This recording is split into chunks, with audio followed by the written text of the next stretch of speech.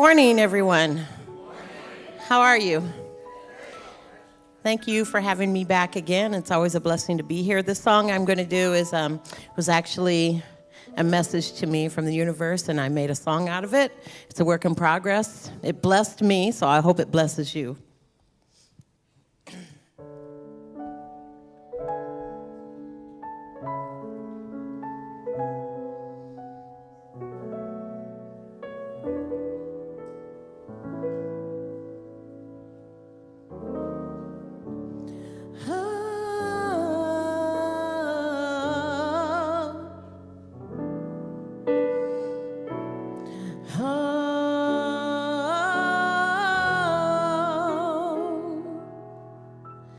Beloved one, you have not been forgotten. I have walked beside you in every quiet moment, in every night. You held yourself together when no one else saw. You are not too late. You are not too much. You are not too far gone. You are a garden in bloom, quietly, slowly, beautifully.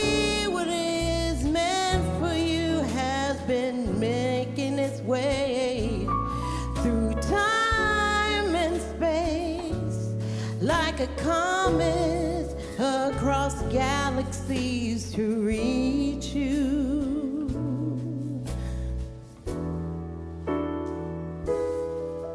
Now open your heart, not in fear but in faith.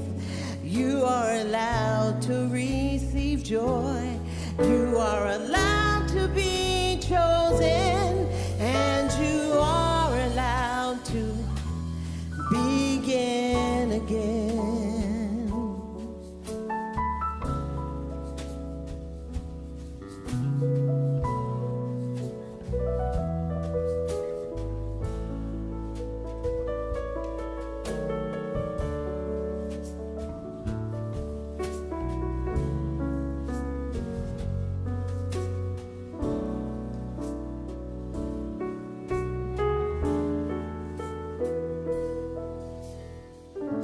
When love arrives, and it will not ask you to shrink. It will meet you where you shine. I am with you,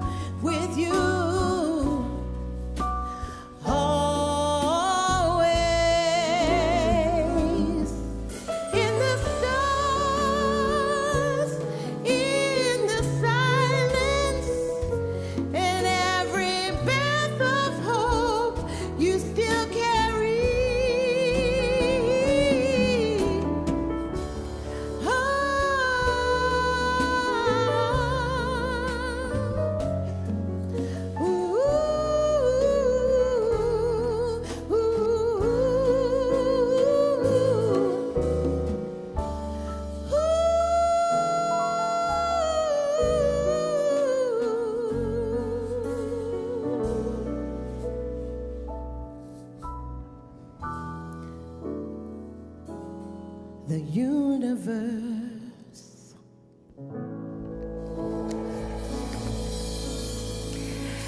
If the universe,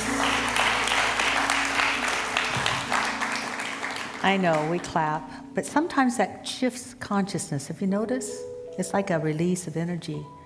But let's imagine that Sheila sung that once again. Let's go back to that place where she was listening to the universe sing to her, speak to her, and then sign its own name. Let's go back to that place. And then ask yourself, what are you willing to listen to? Because if the universe speaks to Sheila, it speaks to all of us. It does not play favorites. If anyone has heard an inspirational idea, then all of us can hear that. So go back into your heart and hear that melody again in that beautiful voice. Now be still. What is God speaking to you? What is God speaking to you? What do you need to know today? What do you need to hear again?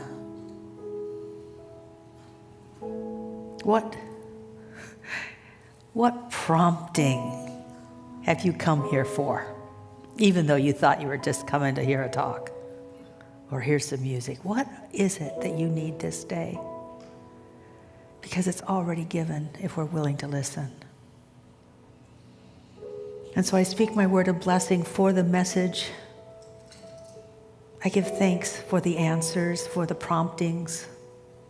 I give thanks to those who are willing to listen and receive. And I give thanks that it's all just a part of life playing upon itself. And that we're here to remember our connection. That we're here to remember God's still talking. We're here to remember that we are more than we thought we were. And we're here to remember that, the future is bright with light. And so it is.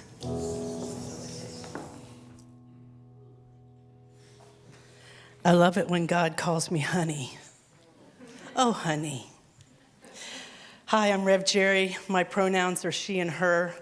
And it's my pleasure to welcome you to the Center for Spiritual Living here in this room and wherever you're watching, whenever you're watching. We're glad you're here. We're glad your path brought you here. We believe all paths lead to God. And your path this morning, or whenever, led you to be in this moment with us. There's somebody I want to recognize whose path came here, I'm not sure how many years ago, Yuri. How long has it been? He's lost count. I feel vindicated. Today is Yuri's last day on percussion. He has blessed us with a rhythm, a heartbeat, a tingle in the air, a little twinkle. There you go. Oh, an angel just got its wings. Let's give Yuri some love.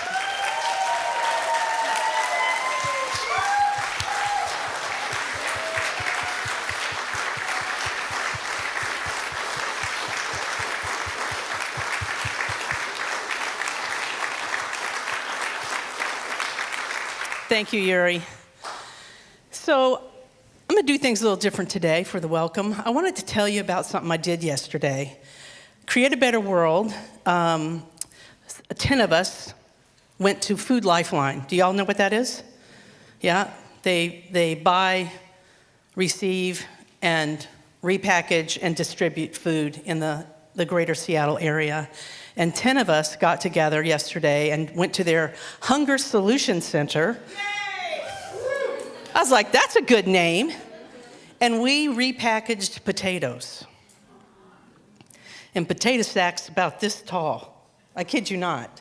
We had to keep cutting them down because we couldn't get into them.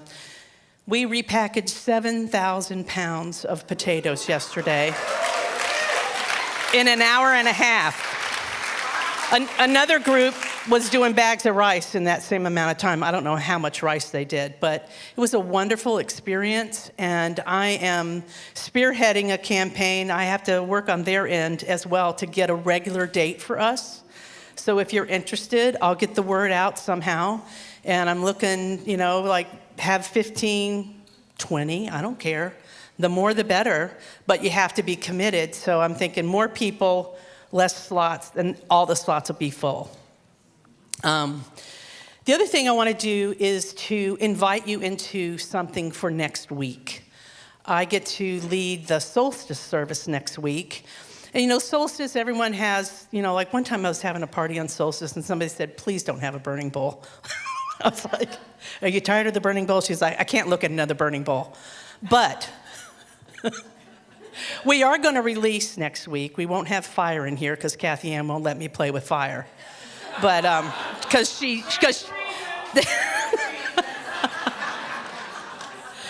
but I want you to consider this week, what's done? What's done for you? Like you've done it, now you don't need to do it, or you're not doing it and you need to, so maybe you're done with not doing it. That's mine. I'll just be honest, that's mine. It's like, how many times are you gonna not do that thing? How about I go into doing? So I'll just give you a little preview, that's what I'm doing. So you heard me say, I'm gonna release the not doing and I'm gonna welcome the doing. So think about what you're done with, but what's gonna be in its place? Because if you don't put something in its place, it's gonna bring its friends back. And they're gonna create mischief and mayhem. Can I get a witness? Right? Right, okay. So just think about it this week so that you're prepared if you're coming next week. And online, I'm asking you to do the same thing. We'll have a way for you to participate in the ceremony that we do. And that's all I got. I'll invite Sheila back in. Oh, wait. Kathianne said to tell you that I'm teaching a class on treatment in January. Medicine for your mind. Medicine for your mind. So you can support what you're doing with your intentions through treatment. Sheila.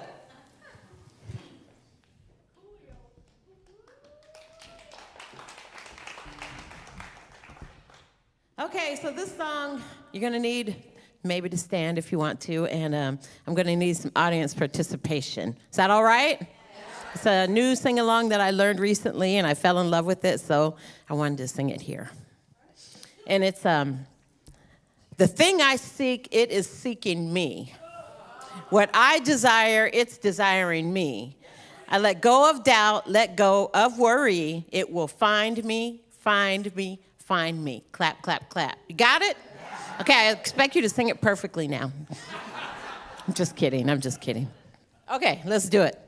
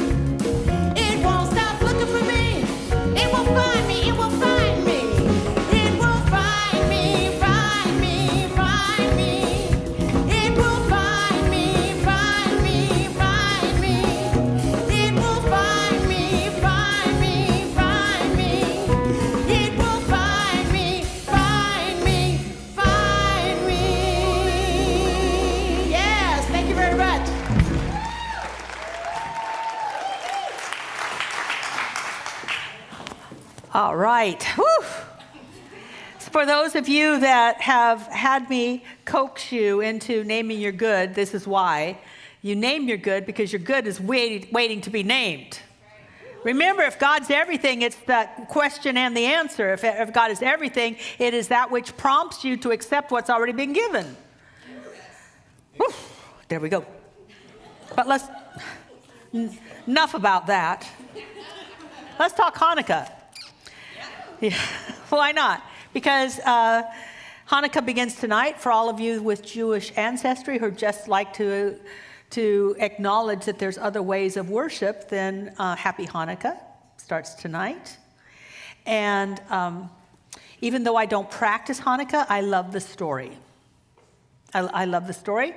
Stories speak at the level of the unconscious, and when you allow yourself to enter into the story, not know the story, then the story can work you at levels that you're not conscious of.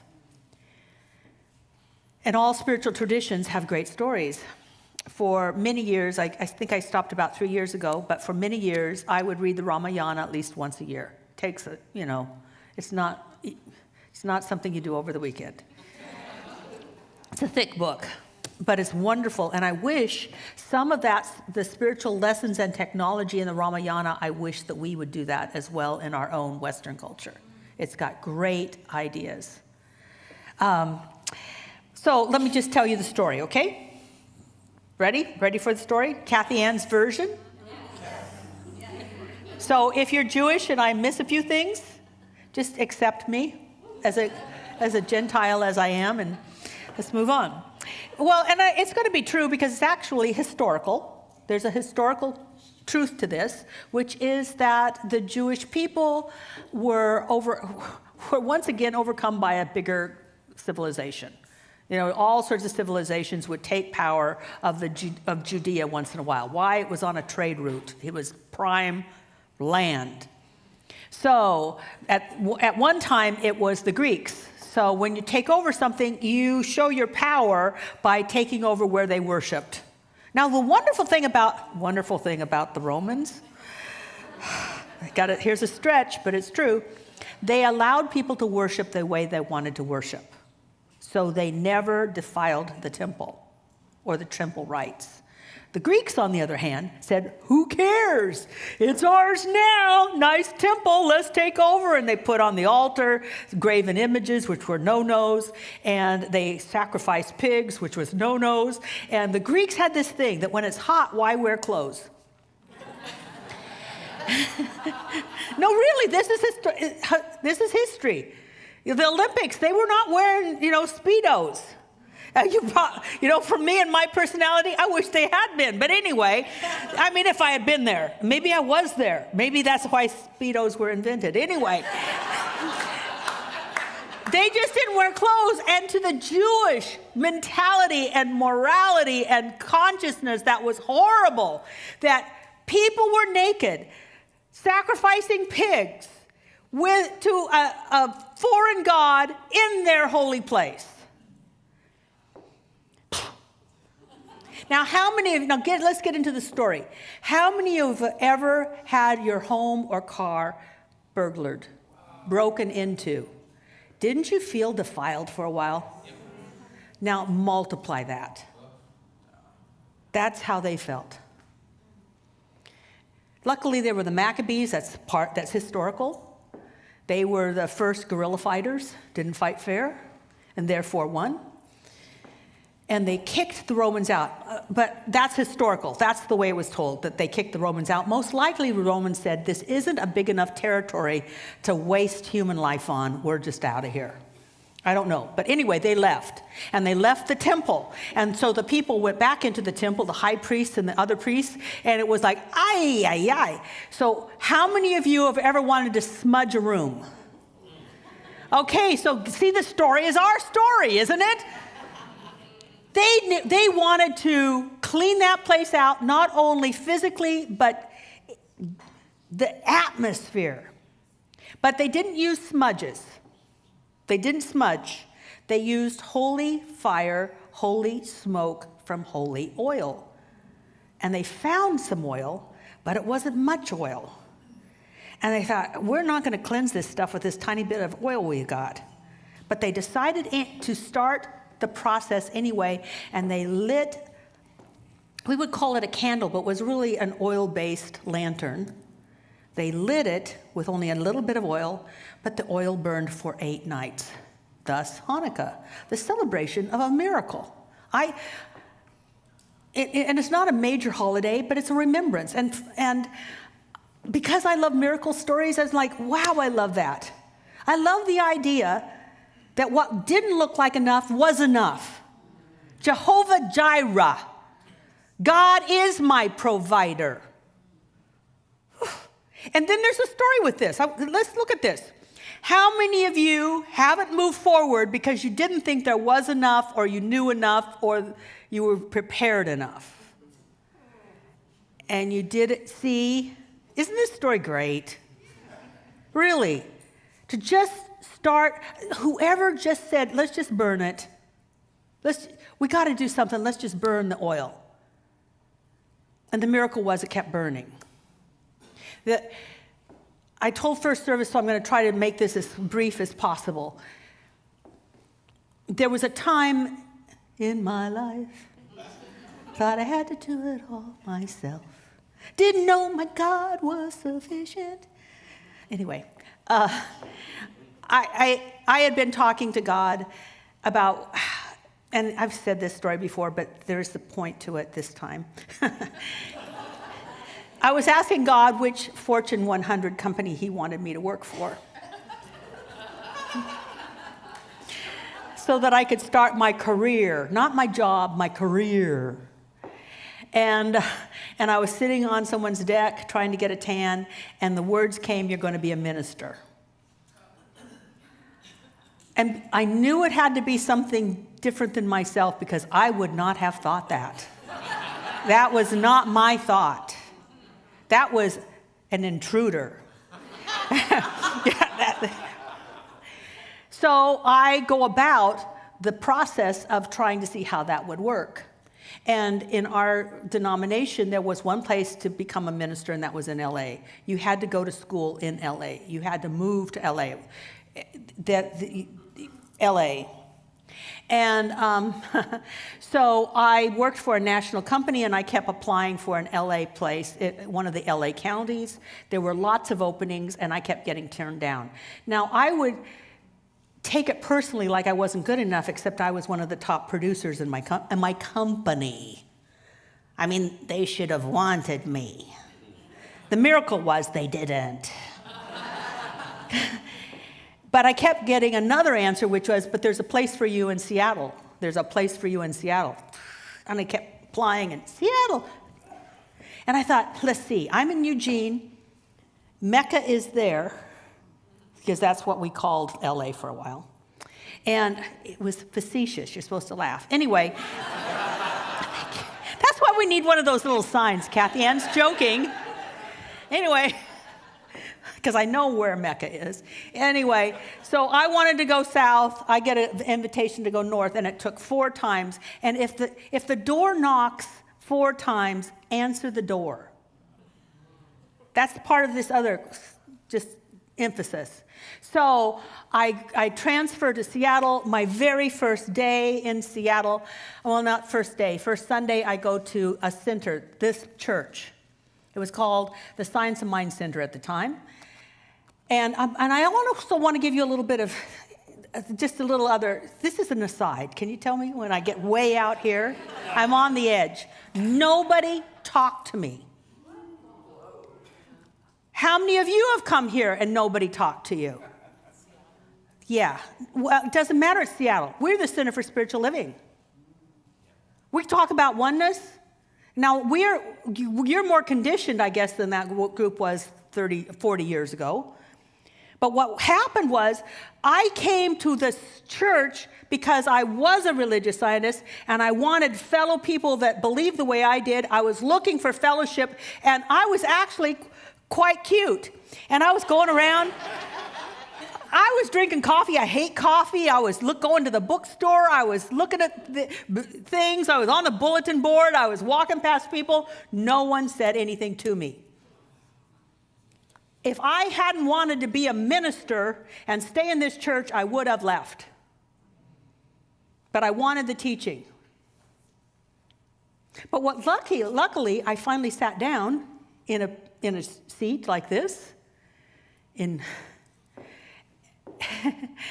the minister announced that day, the first Sunday I was there, that they were opening a ministerial school. This is true. Just start. You don't know how it will end. If you have a dream and the first step is revealed, take the step. Take the step. Maybe I had to prove that I had faith in God's direction to myself.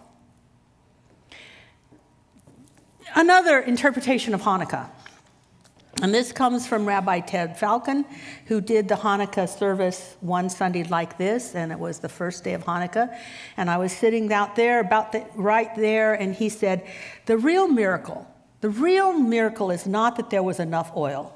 The miracle was that somebody had enough faith to believe that they would take back the temple.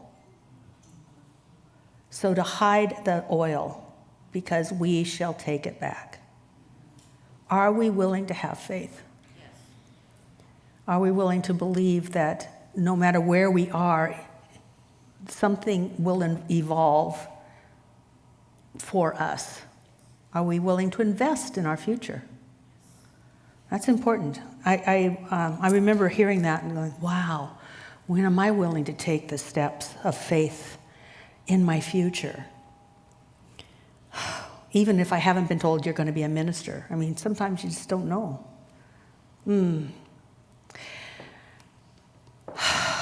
So, and I just want to say something. It's going to sound political, but I don't want it to be.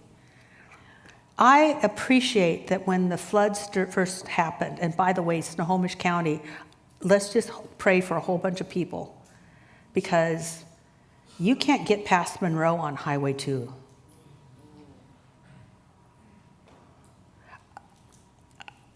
People that go down Highway 9, they can't. I'm really grateful that the first day the floodings happened, I listened to it. Our governor called the U.S. government and said, we need disaster funds. And because of him being blue and a lot of the government being red, he had to have faith that they would listen. Does that make sense? Yes. And I'm not talking about red and blue. It's just that sometimes I've noticed that sometimes the government doesn't cooperate with states, any state. But it wouldn't happen if he hadn't made that step and had faith in it. And now we have disaster relief that a bunch of farmers are going to need, and a bunch of people whose homes are not going to be livable. So if you want to have a prayer, the prayer for me, and has been for me, is recession. I'm praying for a recession. Not financial, but a recession of water. A restoration of property. And a restoring of life. So you might join me in that. But I'm really grateful that, because how many of you have ever had to have a conversation with somebody you think doesn't like you? Oh, yeah. See, do you see this story's universal? And he picked up the damn phone anyway. And I know there were people that send me emails about my language, but just give me a break. Give me a break for Christmas, okay?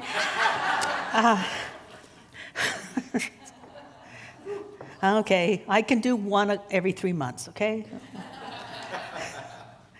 So, what does the Hanukkah story and winter solstice, thank you very much, and the Star of Bethlehem that guided people to a baby, what does it have in common?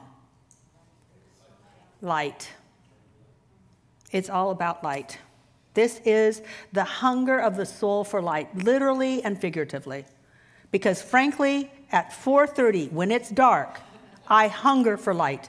I can do 5 o'clock, but as soon as it gets down to 4 o'clock, I am hungry for light, and I'm counting down the days. And I understand how my ancestors would worship the winter solstice. I get it. And also symbolically. I long for light and symbolically, and I now know why I long for that, because those stories of the baby and the Hanukkah, yes, it's speaking about how we operate in this world, but it also speaks to how we need to know that God is sufficient to give us the light when we need it. And we need light when we don't understand, we don't know what to do next, and we don't think we have the power to do it. So let me give you a little bit of idea about what light's all about, and I will do that by sharing with you a verse from Matthew, because Joshua talked a lot about light. And by the way, his name was Joshua. There are no Jewish Jesuses. Never have been. There aren't. His name was Joshua.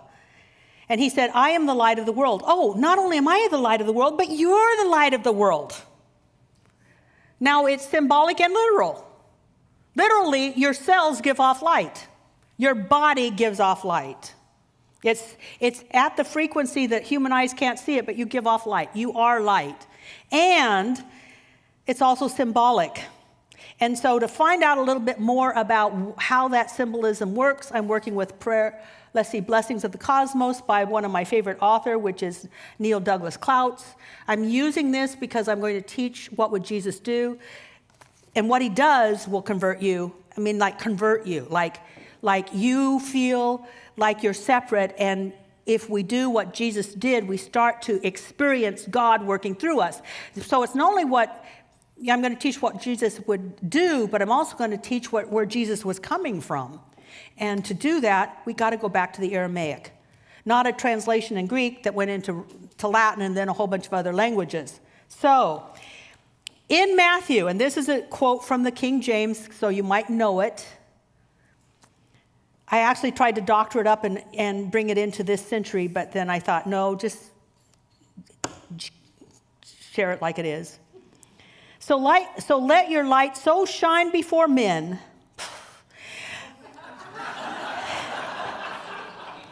that they may see your good works and glorify your Father in heaven. Boy, there is some good information there if you go by the Aramaic.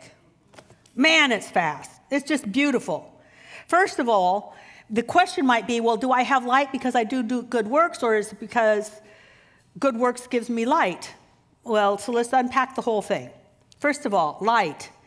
Light, the word used for light in this verse was menorah. It means illumination of what is unknown so it can be known.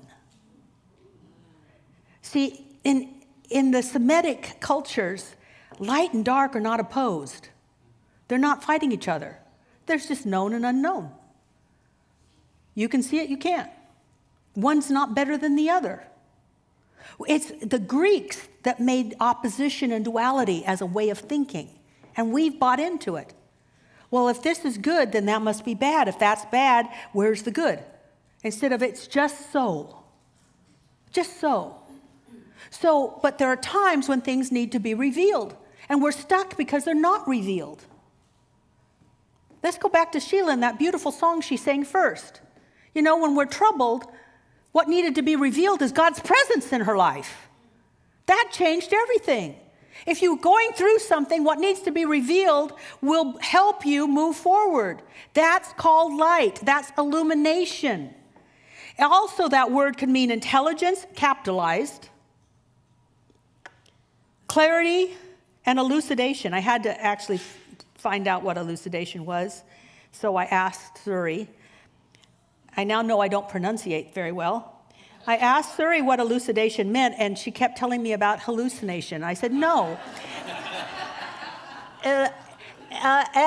Elucidation. She finally, after the fourth try, got it. can't they just train them, those AI things, to understand their master? I just don't understand. But anyway, obviously not. So what that means is if you're stuck, you're praying for light. With that comes understanding, comes confidence. When in Genesis it said, let there be light, it wasn't like there hadn't been. It was like, all of this is in form. Now let that form be known and bring forth all these things. It's already done. The mystics say it's already done. You want something? That's why Sheila could sing about what you want wants you. What you desire is desiring you. It's already there. You need to bring light to your own mind and to the experience to call it forth, because it's been calling you. Like ministry called me. Thank you very much. I had plans. Corner office, Manhattan.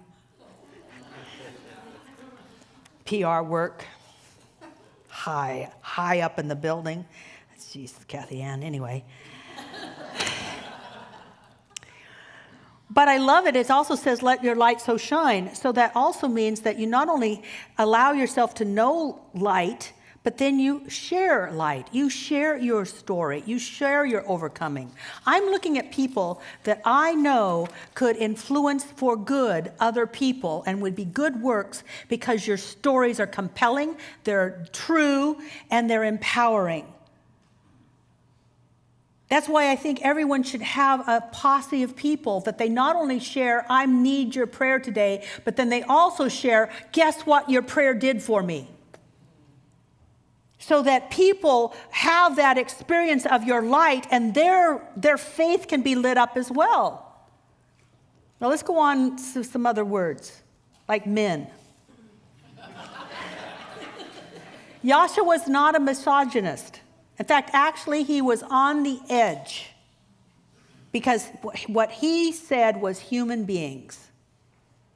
Many centuries later, it was translated as men, because it had already become such a patriarchal tradition that they couldn't believe that he would say human beings.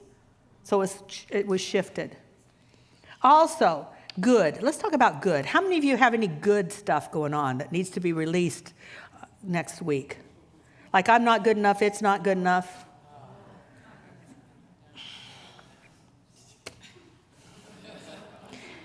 So that your good works may be known, like, yeah, she did that. She got together 10 people and they processed 7,000 pounds of potatoes. What did I do over the weekend? Was it good enough? Good doesn't, see, that is Greek philosophy. This versus this. You know what good means? Every time you read in the New Testament good, it meant ripe, ready, usable. That my usable works might be glorified or glorify God. It just means you're ready for something. And if you're not ready for something, it doesn't mean you will never be ready for something. Does that make sense? So stop with the, I'm not good enough. It's like, I might not be ready. I'll do my work and I'll get ready. I mean, I'm looking at people and I saw them get ready. I've seen the progress of having an intention and getting ready and ready and ready and ready. And they were being, I see it. They were being drawn into a greater expression of themselves by being willing to be ready. And when they knew it in their heart, poof, the outer expression matched the readiness. I've watched it over and over and over again. Now let's talk about Father. Father was Abba, and what it means is divine beginning, source of all, origin. Jesus was not praying to a father, and that's how we get the whole Trinity thing. He was praying to the origin of himself. Divine origin. Beginning of all things. I'm going to let the beginning handle this because it put me on this path, and so that which called me will fulfill itself through me. So if you're called to do anything, even retire or have a child or support your grandchildren or get well, that which is calling you will sustain you through the process because it originated the call.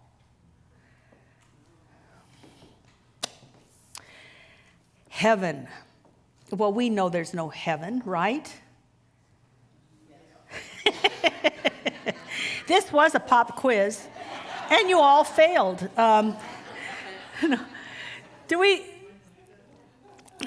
There is heaven, it's just not in the sky.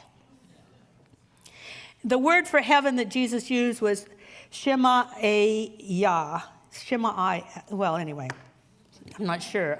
I don't know Hebrew enough to know how to say that, but the word comes from, the origin is light, another word for light, and that word for light meant vibration. Vibration, and so the word that he used for heaven is a vibration that is without limit.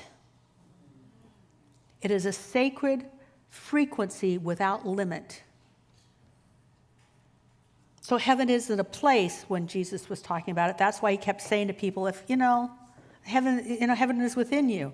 And if you're looking for heaven and you think it's in the sky, the birds will get there first. He said that. So it's a vibration. So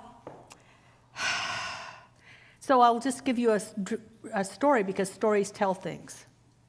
It's not just what you know, but you'll remember heaven because I'm going to tell you about it. When I was in Egypt, I had just got on the boat, and we were going to be away from things for a long time because when you're on the boat, you're on the boat. And I got a call that was very upsetting, and it put me in hell. Now, hell is a sense of, how many of you have been in hell? That was it. You had your own version of hell, but I was in hell. I was like the wind got knocked out of me, and I could hardly think. But instead of trying to take a sleeping pill and not know what was going on or get distracted with something, I decided to know my God, to seek first that kingdom of heaven, that vibration of power. Kingdom means power. The power of that vibration. It took 3 hours. I did every trick I know, and I know tricks now. I know tricks. And it took every one of them. It took me looking up. It took me using my safe word, which I'll talk about later sometime, which is that word that gives you another vibration when you're someplace else. It took me actually doodling so that my mind would be on my hands instead of my being on this roller coaster. It took everything, and in 3 years, it took 3 hours. I saw it, I watched myself. It took 3 hours, and all of a sudden, I knew what the saint said and what she meant when she said, all is well and all shall be well. I was there. I went from hell to heaven. And there's tears because I'm so grateful that there is a process and my God will not forsake me. And even though it didn't say anything, I went from to ooh. And then I could make some phone calls, and guess what? All was well. And I think it was the shift in consciousness that not only produced a shift in me, but a shift in circumstances. That's what we want. If you know you can do that, you wouldn't be afraid of anything. You wouldn't resist anything. You wouldn't give up on anything. And what Jesus was saying is, be that vibration in the world, so that you live better and people around you live better, and then tell the story. Share. Let your light so shine that others will see the good work you've done on yourself, and God will be glorified. Because it's not me, I just did the stuff, but I couldn't change my consciousness or that vibration, but something did. And that's what I would love for you to know for yourself going into 2026. Because guess what? A lot's going to happen in 2026. It's an election year. And let's come from all is well and shall be well. All is well and shall be well. So let's just pray. Oh, by the way, I want to share with you how Neil Douglas Clouds. When you have two first names, just stop it. Just don't. Anyway, Neil Douglas Clouds. This is how he would interpret, let your light so shine before men, that they may see your good works and glorify your Father which is art in heaven. And he would say, let the light of your being. Oh, this will be our closing prayer. Thank you. Take a deep breath. Take this in. Let the light of your being, the consciousness of knowing your real self, may it radiate and illuminate the human beings you find before you, as well as the community of voices you have within yourself. And when they see and feel your atmosphere of ripeness, your ability to act at the right time in the right place, they will be reconnected in praise to the song and the harmony of the parent of all. It is a nurturing force that recreates the cosmos each moment, unfolding a universe of sound, vibration, and light. In Kathianne's synopsis, let yourself be who you really are. Not the story you've been told, not the story you've told yourself. Don't be your past. Be your origin, the origin of light. And let that light so shine that somehow you will let that light spark something in other people, because they too need to know who they are. And your gift is without end. For when you bring light to the world, that light has no end. You are the beginning of a whole new cycle of illumination, of brilliance, of goodness. And so it is.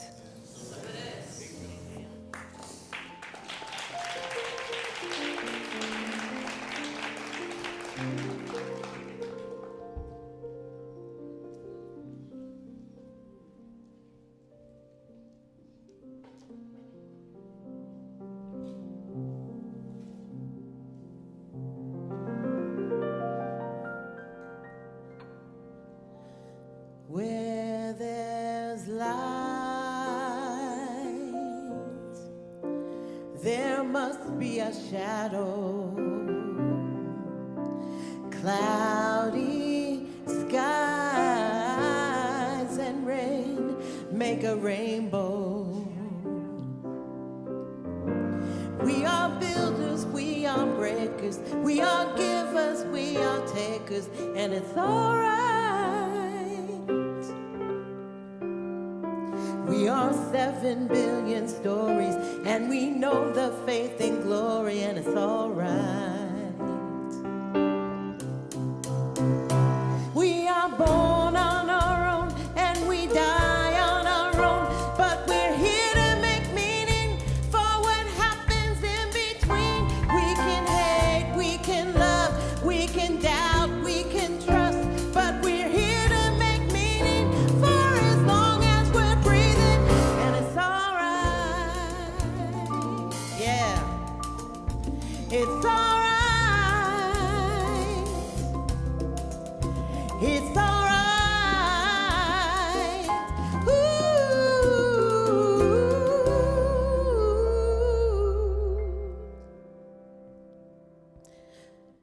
We are lost and lonely people, and we're looking for a reason, and it's all right. let's celebrate the dreamers. We embrace the space between us. It's all right. We all are in this boat together, and we're sailing towards the future, and it's all right. We can make the whole thing better with the authors of forever, and it's all right. We are born on our own, and we die on our own, and we're here to make meaning for what happens in between. We can hate, we can love, we can doubt, we can trust, but we're here to make meaning for as long as we're breathing, and it's all right. Whoever you are, it's all right. Wherever you are, it's all right. Wherever you are, it's all right. And if the drought hits tonight, do not fear, because you and I, we are like water meant to survive. Yes. So if the drought hits tonight, do not fear, because you and I,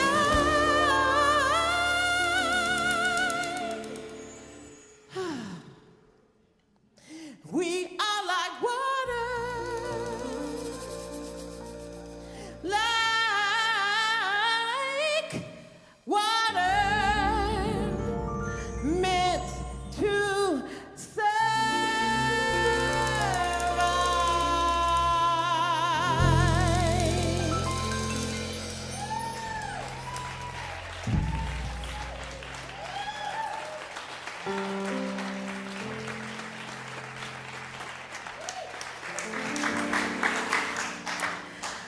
All righty, Fridays.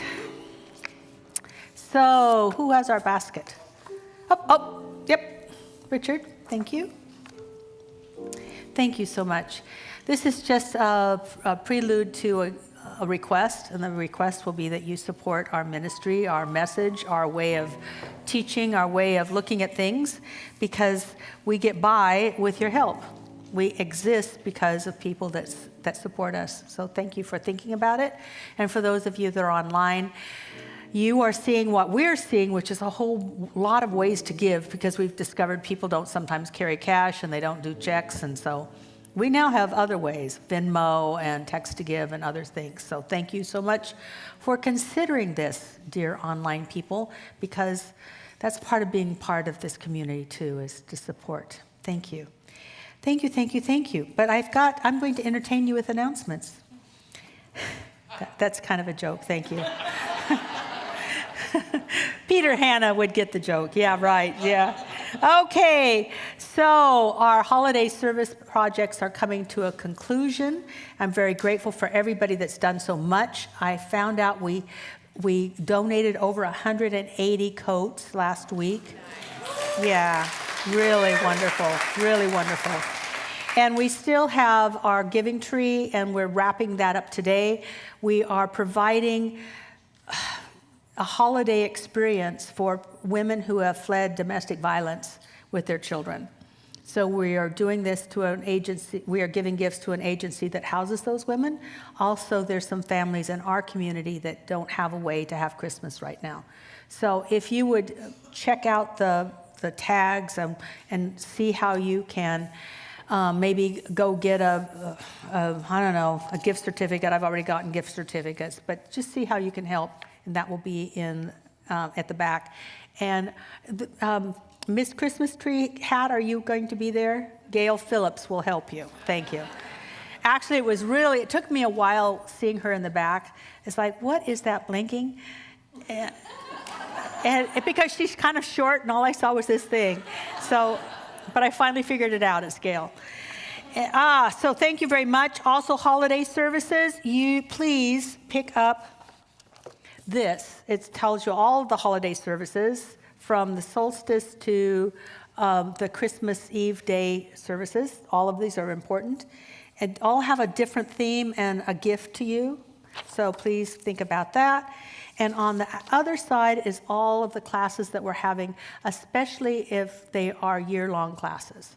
Because it's one thing to have a study and then you kind of like complete it. But when you have a year-long class, what happens is you study, you get it, then you apply it, then you talk about it, and then you take on something different. It's a process of growth. It's really powerful. So I encourage you to think about all of the classes that are on this side of the flyer.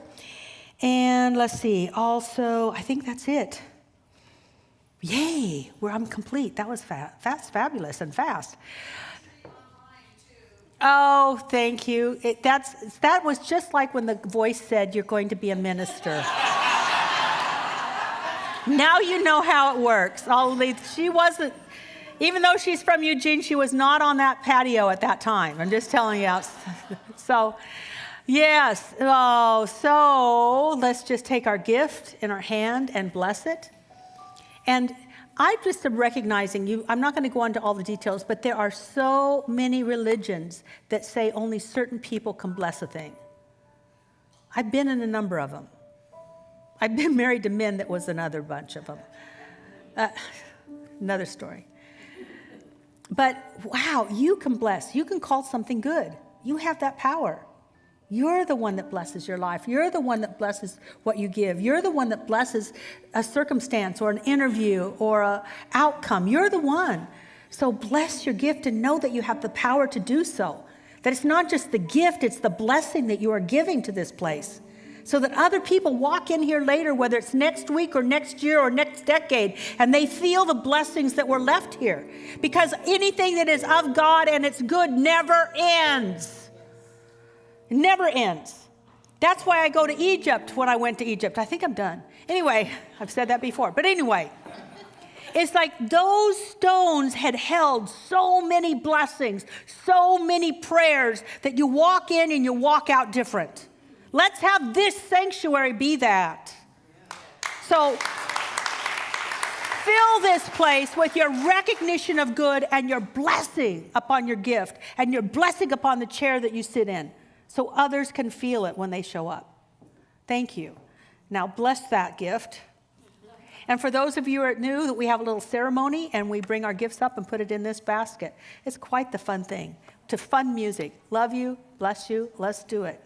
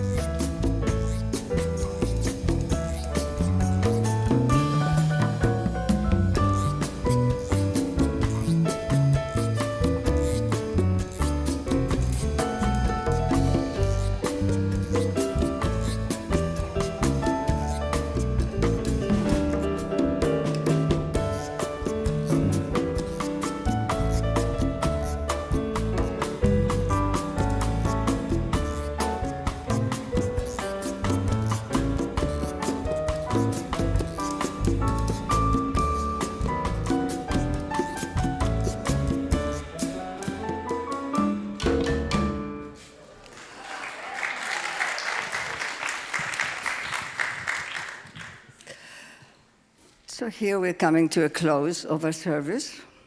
I am grateful to Kathianne for talking about,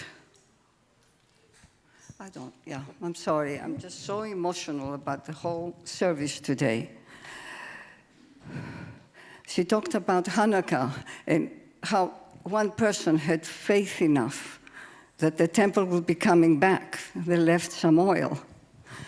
And all the practitioners here wearing the purple stole, that is their service to you. They have faith. They know that what you want will be yours, is yours.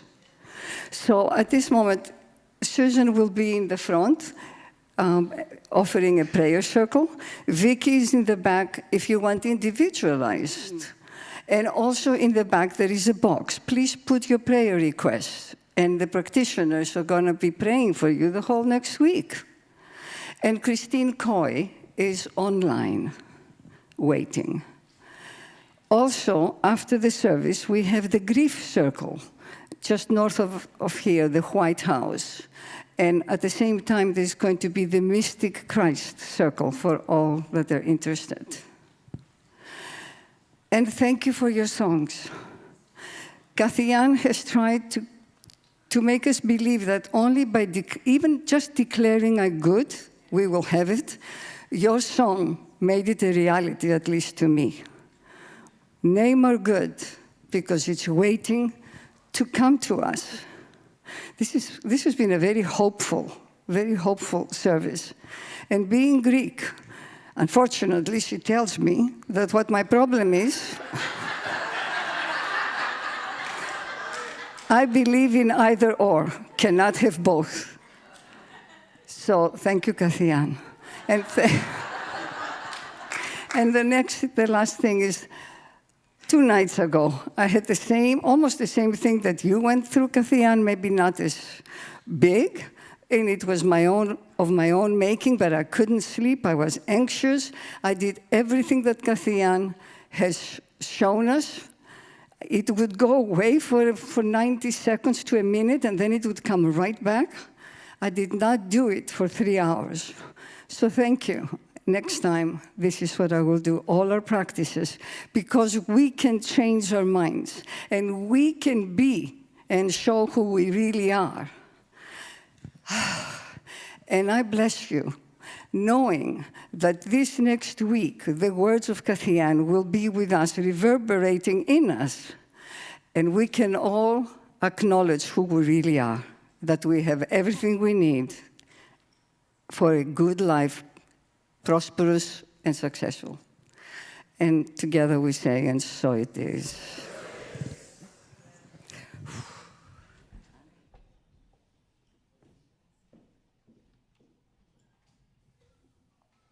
Okay, last song.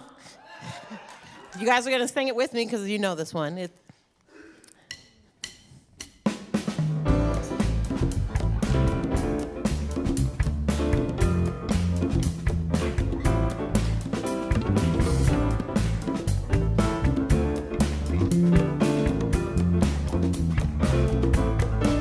God is my source. God is my power.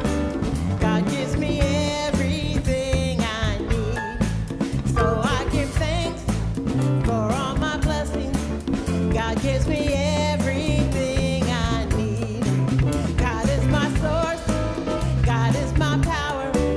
God gives me everything I need. So I give thanks for all my blessings. God gives me. One more time. God is my source. God is my power. God gives me everything I need. So I give thanks for all my blessings. God gives me everything I need. God gives me everything I need. God gives me everything I need.